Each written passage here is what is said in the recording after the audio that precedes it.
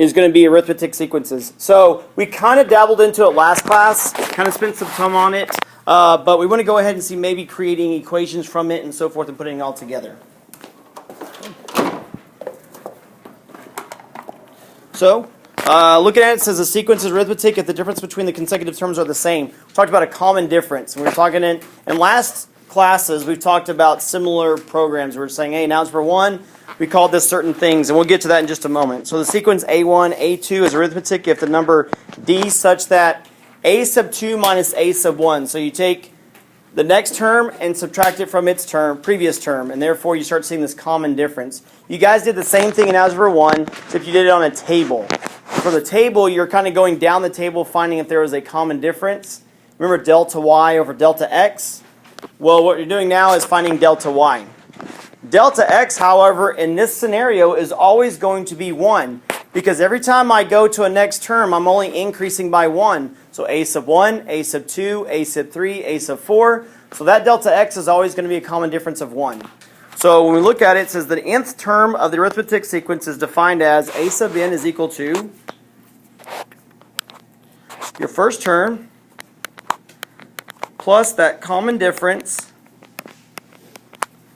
times whatever term you're at minus 1.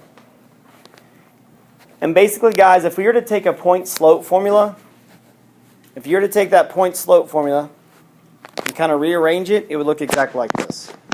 So as you can see, a lot of similar things for linear functions. So much so that we're using the same formulas and just tweaking them to fit and look like sequences in series. Okay? So it says, therefore, arithmetic sequence could be thought as a linear function.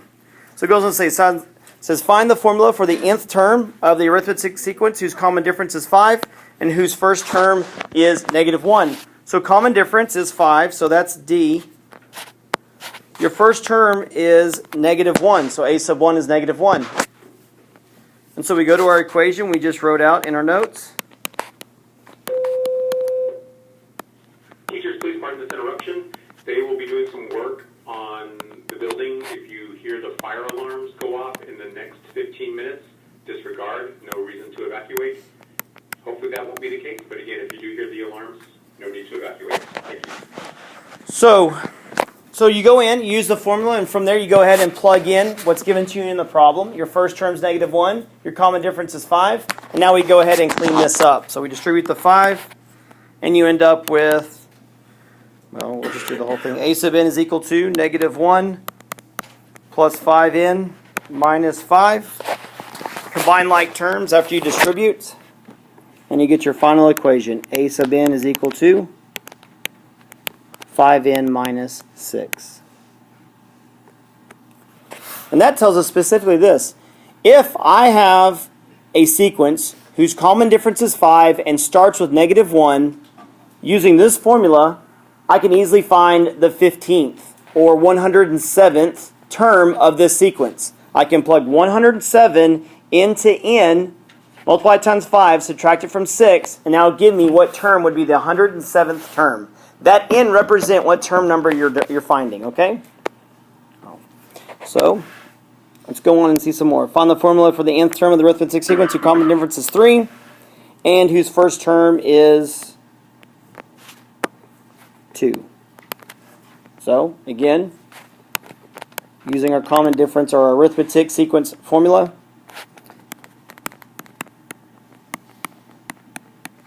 plug in what we know.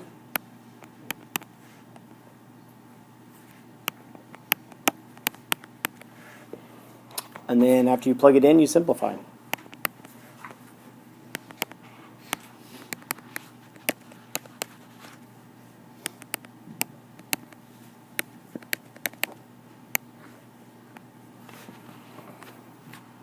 There you go.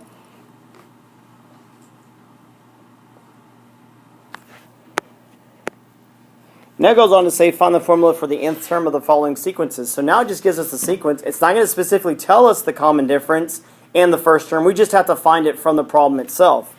So we need to find a sub 1 and d in order to come up with our equation. So we look at the sequence. Well, right off the bat, this is a sub 1.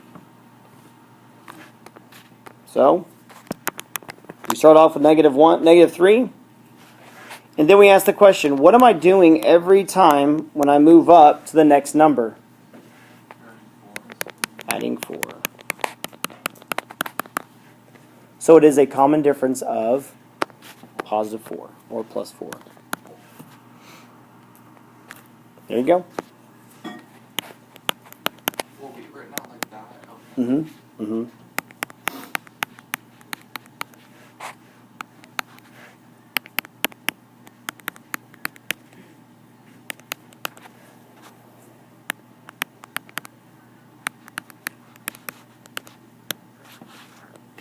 And there you go. So if I start with negative 3, count by 4s all the way across, that equation looks like 4n minus 7.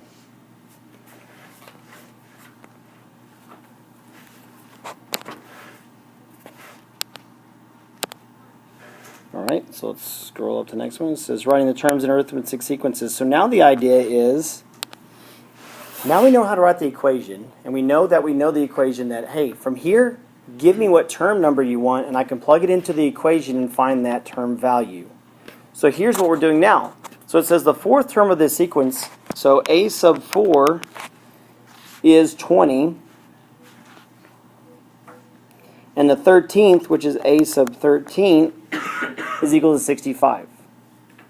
So the first thing we had to find, remember, we had to find these parts in order to come up with the equation. So we need to find what the first term is, and we need to find what the common difference is. Well, the first thing, let's go ahead and find the common difference. So in Algebra 1, guys, how did you find that common difference or that rate of change? How did you find slope? Good. Change in y over change in x, right? I'll write that off to the side.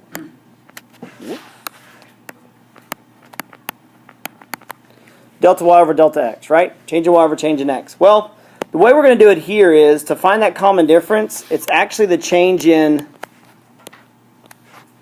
values over the change in term.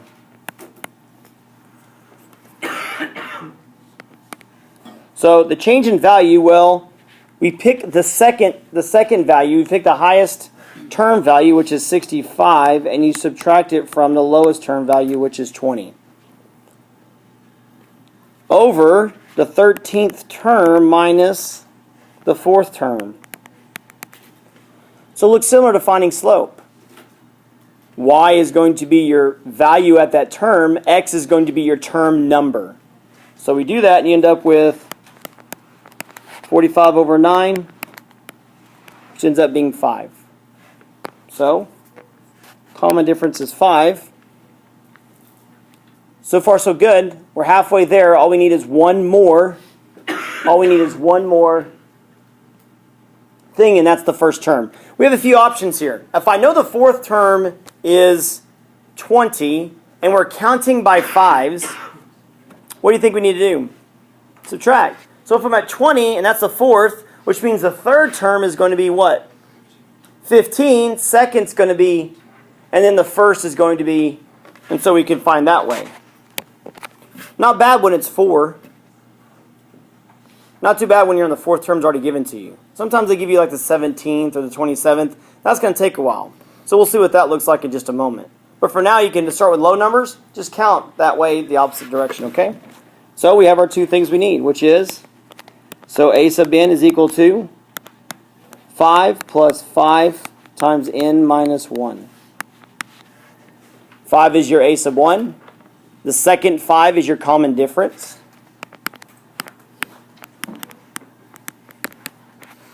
Distribute.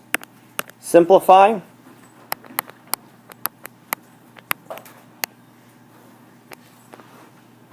So you end up with the equation that a sub n is equal to 5 times n.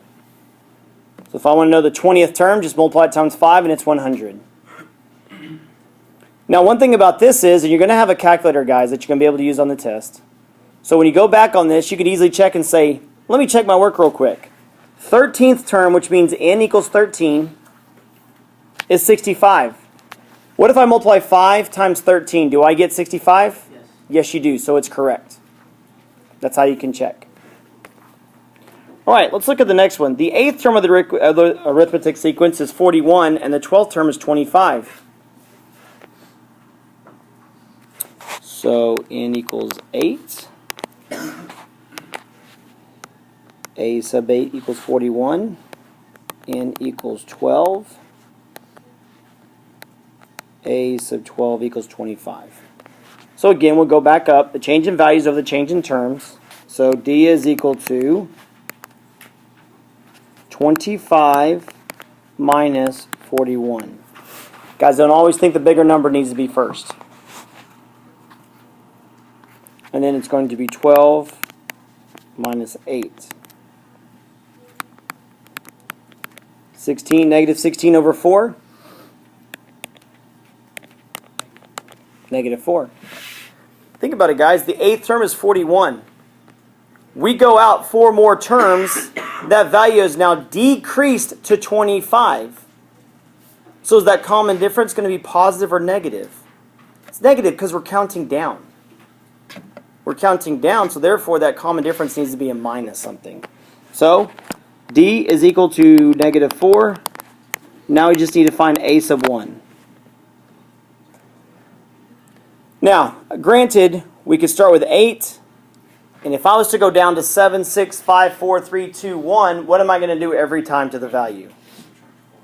Be careful, we're subtracting when we go this way. We have to add 4 to go to the left. That common difference is minus 4, which means every time I go to the right, I'm subtracting 4. But now I want to go the opposite direction, so it's going to be adding 4. But here's the deal is, if we can't figure that out, which I don't want to do that all the way, I want to add 4 all the way down to 1. So what I'm going to do is this. Go back to the original equation. Go back to the A sub n equals A sub 1 plus D n minus 1. We know a value and a term number.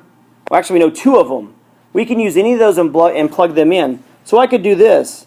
I could say the value at A sub 8 is 41, which is equal to, well, I don't know what the first value is. That's my unknown.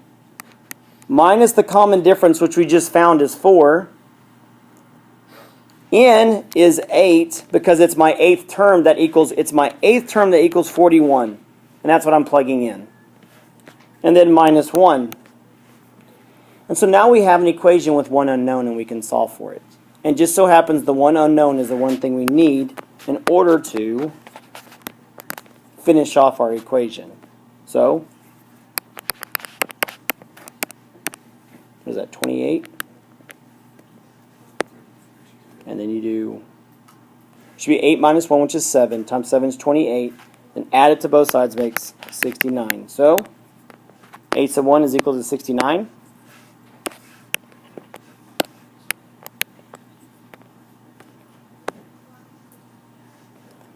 Isn't 8 times 4 32? 7 times 4 It is, but you got to subtract 1 from 8 though. So 8 minus 1 is 7, then you multiply from there. Okay. No, thanks. You got to check me because yesterday I got like 3 wrong and they were checking me. So. Because, yeah, I did that wrong. I did it differently. So Oh, you did 32 and then minus plus 4, right? what I did is I immediately jumped to, since I noticed the 8th term, I times it by negative 4, got negative 32, and then Yep. added negative 32 onto 41. Gotcha. What happened to the second part? Did you have a 4 anywhere? What? Did you have a 4 anywhere? The 4? Yeah, so when you multiplied 4 times 8, which I can see where you got 32, Yeah. but also that 4 should have been multiplied also by 1. So I need to subtract 4 Yes. from my final.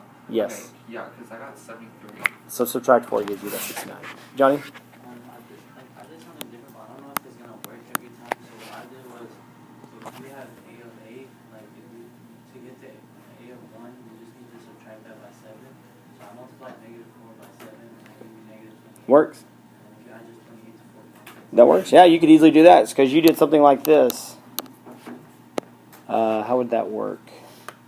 Oh, your common difference is negative 4. To put it in math terms, I know exactly what you did, but to do in math terms, the common difference is negative 4. A sub 8 is 41 minus A sub 1 over, and you said 8 minus 1. So what you did was negative 4 equals 41 minus a sub 1 over 7. You said you multiplied 7 times negative 4, right? So times 7 here makes negative 28. And then what? You So I added that to 41. yeah, that to 41. Perfect. Yeah, that would still work. So the textbook way of doing it, if you don't get any of those processes, maybe this one might help you out. Go back to the equation again, except now we're just going to do a general formula here. We know what a sub 1 is. Oh, I'm sorry. The book did it this way. You guys have different ways of doing it. You can count down if you want. You can also know, oh, I'm 7 steps away from a sub 1, so multiply it times the common difference and do what I need to do to 41, and that's fine. Whatever works for you guys is fine. Whatever gives you that a sub 1. And the good thing about it is, so to finish this off, 69, it's minus 4. This equation again, distributes.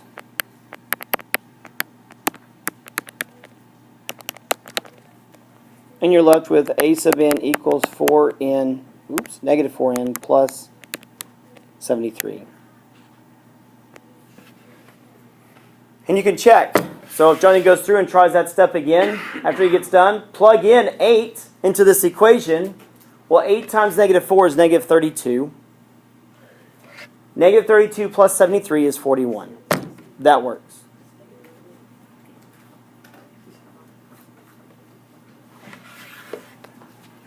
Same is true if I plug in 12. Negative 4 times 12 is negative 48. Plus 73 is actually positive 25. So it works. Both those work. Just a way to check your work, guys. So, again, in order to come up with the equation, when it says write the formula, you're going to have to use the a sub n, because it goes on to say of this. Write the formula of the arithmetic sequence, which is a sub n equals a sub 1. That formula will be given to you guys. So you don't have to memorize it. You just got to know how to use it. All right? Any questions? Good. Want to move on? Now what if we took all these terms and started adding them up? We kind of did this last class. It was the summation that you had on your classwork / homework. Was the idea of, okay, we have a summation, so I'm going to go ahead and plug these numbers in, get a sequence of numbers or a series of numbers, and then just add them all up. Well, there's a shorter way of doing it. This formula right here will say, how about this? Give me your first term and your last term of whatever sequence you're talking about. Okay? How far out do you want to go? The number of terms you need to go, divide it by 2, and I'll go ahead and find your answer. Okay? I need the number of terms you're going out, because it is a finite, which means that it stops. I need the first term and the last term of the series. So use only if the sequence is arithmetic,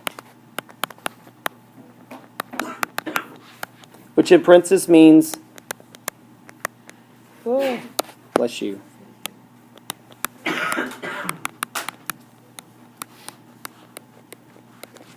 Common difference. And of course, the next one is pretty obvious, but you can only do this whenever you know the number of terms, a sub 1 and a sub 2. Kind of like, well, yeah, of course, that's in the formula. Those are the unknowns in the formula. Those are the variables in the formula. So I need to know those, of course. But it only works this way. So we go through. So it says find the sum of all the odd numbers up to 19, starting with 1. Okay, so the sequence is arithmetic. Why is it arithmetic, guys? What is that common difference? Perfect. And then how many terms does it have? Well, this is pretty nice because it gives you out all the terms. So 1, 2, 3, 4, 5, 6, 7, 8, 9, 10. Has 10 terms. I know the first and the last value of those terms, and I know there's 10 terms I need to find. So we use the formula. The sum of the 10 terms is the number of terms, which is 10, divided by 2, and then it's going to be the sum of your first term plus your last term.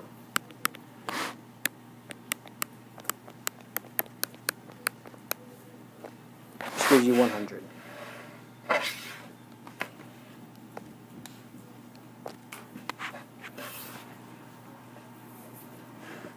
So far today, guys, it's all about just plugging in stuff into a formula and finding the unknown. So it goes on and gets creative sometimes with some of these. So this one says a sequence defined by even numbers starting with 10. So we're starting with 10. So a sub 1 is 10. We're going by even numbers. What's that common difference then? 2. Now we need to know, well, how many terms are we going to go out, guys? 50. We're going to go out to the 50th term because a sub 1 is 10. We got to figure out what a sub 50 is. So we're going to go out to, oops, sorry guys. We don't know the value of that yet. We don't know the 50th term. The first example, number 7, was pretty nice because they gave us all the terms. They didn't really need to do all that. They could have told us the first and last. That's all we need to know. But whatever. So we just go ahead and do this. So we got to find the 50th term, guys. How do you think we're going to find the 50th term? Using what? The last equation. A sub 50 is equal to, going using the last equation, guys. When I start this equation, what's the first thing I need to add to this? You're talking about the sum equation. The previous equation we just did in the previous page. 10. Where's 10 coming from? Why do you know it's 10? It's a sub 1. Good. Plus, what's next? 2, because that is common difference. Good.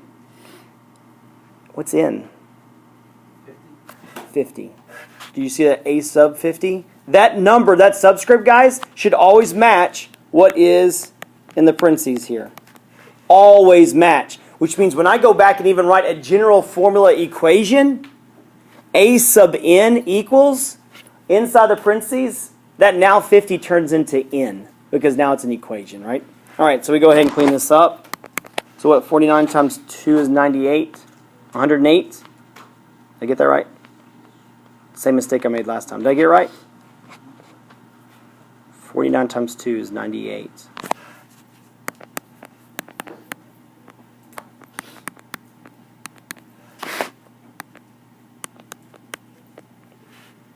$108?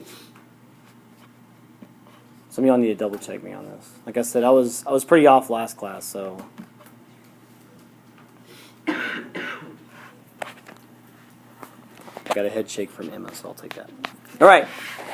So now we know the 50th term. So I go back over here.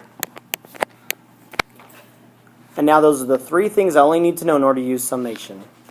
So the sum of 50 terms, if I'm counting by 2s, is, well, 50 divided by 2, the number of terms, half of the number of terms. Your first value plus, whoops, your last value.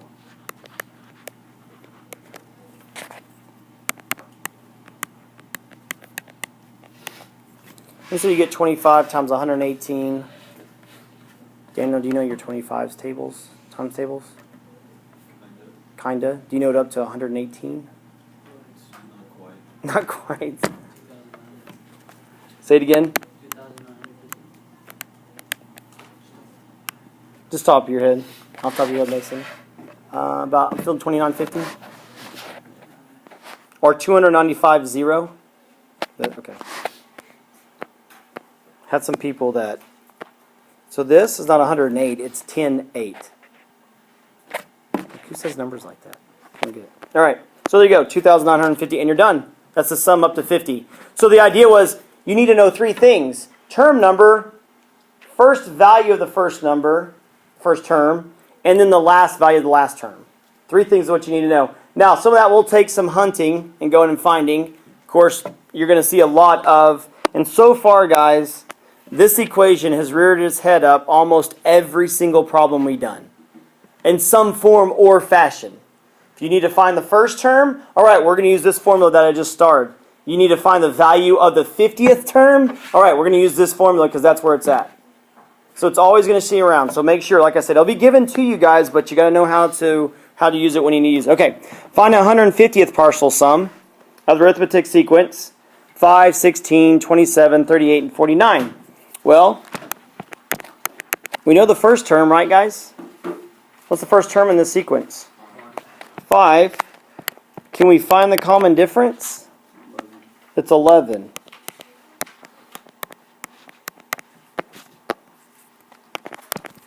And now we need to find the 150th term.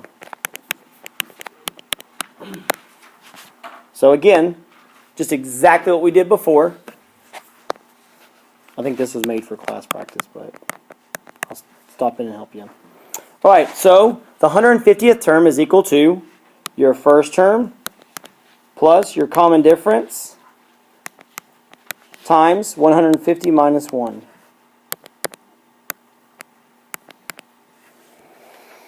$149 times 11. 1639. Thank you. 1639. And so there's your 150th term is 644. So now we know this.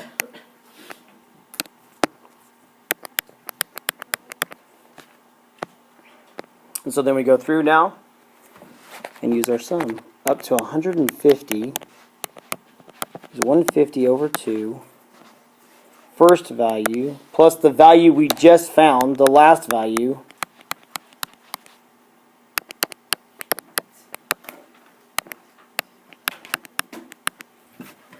And there you go.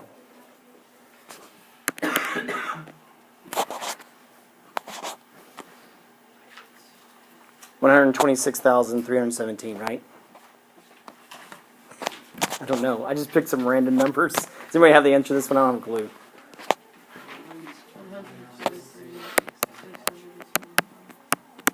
Hey, not bad for a shot in the dark. Oh yeah, that's what. Yeah, definitely. What is the answer? What is the 123675. Sorry guys, I'm cheap. I don't want to pay $30 to get rid of that watermark, whatever. I'm not going to pay $30 there, so I'll just let you know. It's 123,675. Wait, it doesn't work if you just scroll down? Do what? Once I scroll, once I hit the off the writing pin mark, it clears everything. Yeah, so it's gone. So has everybody got this? About to hit the pin mark. All right. So now we go ahead and look at a few more examples, just written differently. They're the same concept, just written differently. So looking at partial sum here, well, we're going to find from 1 to 100, okay? So it's the sum up to 100 terms is equal to, where we're going up to 100 terms, divided by 2. What would be the value of my first? What would be the value of my first number in the sequence, guys? Close. Halfway there. 2. Why 2? Yeah, they're halfway. Why 2? What happens when I plug 1 in for n? It becomes what? 2. And that's the reason why your first term is 2. This summation basically tells you, take 1 and double it. Add that to 2 doubled, 3 doubled, 4 doubled, 5 doubled, 6. You see what I'm doing? See that 2 in front of n? Means you're taking whatever term number you are and you're just multiplying it times 2. In this case, it starts with 1 and it's doubled all the way up. So what's going to be the value of my 100th term, guys? 200? Yep.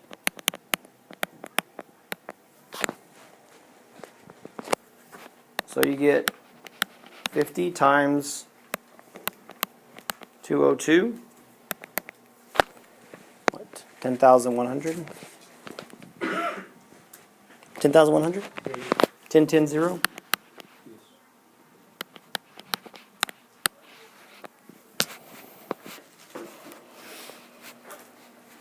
I like asking you guys because you tell me I'm right. I don't get to hear that very often at the house, so I like to hear it out here at school. I use this to make me feel better inside. Yes, Daniel. So, couldn't you just, like, turn the columns of in above that one? Yes? Put it into a calculator. Yeah, sometimes that can't be written as that form, though. So be careful. This works out great because this is a common difference. It's arithmetic, so it works out that way. But sometimes it's a lot more work trying to turn it into that form. Because what Daniel's talking about, guys, is you now go to your calculator, press alpha window, and I think it's option number 2 or 3 or something, and it says summation.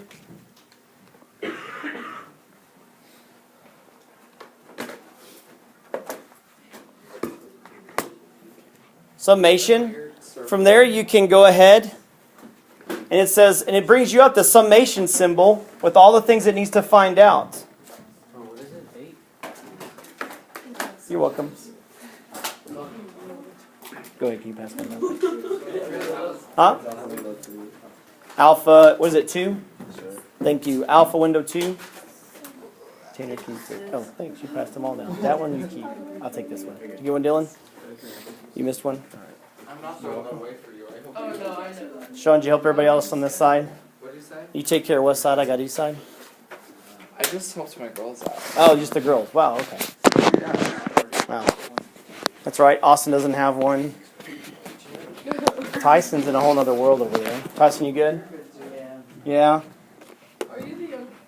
Is that where the youngest? No. Oldest one's in the back. On the other side? Yep. The youngest ones are in the back. No, the youngest ones are in the back. Oldest ones are up front. It's because you're old. You have old eyes, and y'all can't see very well. The young whippersnappers in the back can see. They have good young eyes. Well, eyes, these are just for style, so I don't know what you're talking about. All right. I got that backwards, didn't I, Ryan? I said you were the youngest one here. You're the oldest one here. I got that totally backwards. All right. Number 11. Consider a job offer with a starting salary of $32,500, annual raise of $2,500, determine the total compensation through full 6 years. Guys, this is actually something that I was telling my last class. This stuff happens in real life because I remember when guys getting $32,500, $2,500 a year, which is pretty nice little raise every year. What's total compensation for 6 full years? So what is he starting off with, guys? What's his first initial value? $32,500. What's the common difference he's getting every year? $2,500. And now we just need to know, what is he going to be making his 6th year? Well, Johnny would probably go with this and say, you know what, that's 5 times it gets increased. So that's 5 times $2,500 and add it to $32,500. You could do it that way if you wanted. Here, which is kind of the same idea. A to the 6th is your first value, $32,500 plus $2,500 times 6 minus 1. Is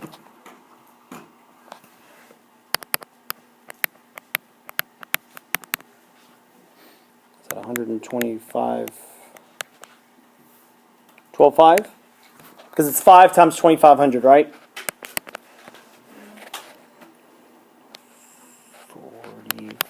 45. Whoops. Yep, 45,000. So his 6th year, he has started off at 32,500. On his 6th year, he's going to be making, now his new salary is 45,000. But the idea, what they're asking for is not what his last salary is, but how much have you paid him up to the end of that year, including the 45,000. So we need to find the summation of 6. His first year's salary plus his last year's salary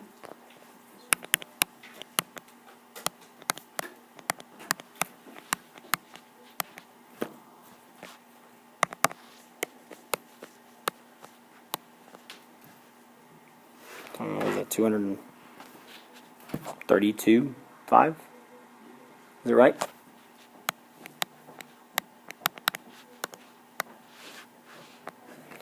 So think about it, guys. If you're an owner of this particular venue that you have this employee talking about, and you can say, you know what, I'm giving you $32,500 with a $25 a raise every year. Sounds kind of, and if you compare it to other people nowadays, guys, I know some of the stuff you're like, I don't know real world beyond my hourly rate I get and how much we do. Because we know Sean probably makes quite a bit of money because he works lots of hours. Some of you guys probably don't have a job, so you don't know exactly what that is. Guys, over 6 years, this guy's made almost $250,000. $250,000 is how much you give this guy to be your employee. So those are things you have to weigh as a business owner. You know, is an employee worth that type of compensation and stuff? So those are things you think about because it adds up. This guy is only making $32,500. Seems kind of small at first. After 6 years, he's at $45,000. Still doesn't seem as a lot. Guys, right now, my base salary is more than that, and I'm a teacher. So, not a lot, but after 6 years, look how much he's total made. That's what you look at, too, is the bigger picture when you're looking at that stuff. All right, so $232,500. So then we talk about another scenario over here, which would be this. And this actually comes true as well because this problem breaks down. So, our first amount, what does first place get, guys? $1,000. How much does it increase every time we go down a place? Minus 50, right? What does 16th place get? Well, we don't know. But we'll find out. So, A sub 16 is equal to that $1,000 winner minus our $50 every single time we go down all the way to 16.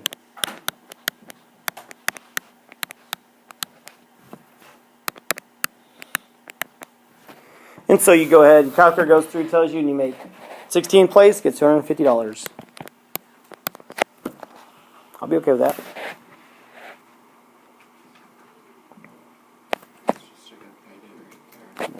I'll take that. Just to go play golf? Sure. How bad I suck, I can still get $250. Yeah.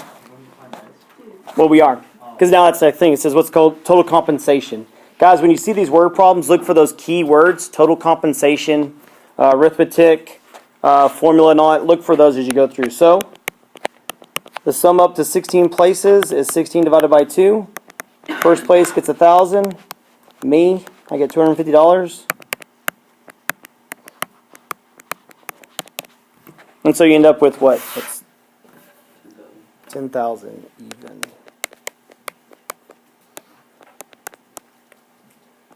So, 10,000 for cash and prizes is what I'm giving out to these people in the golf tournaments. Got to put that in the budget. Kind of a big deal, right? Right. Any questions about those guys?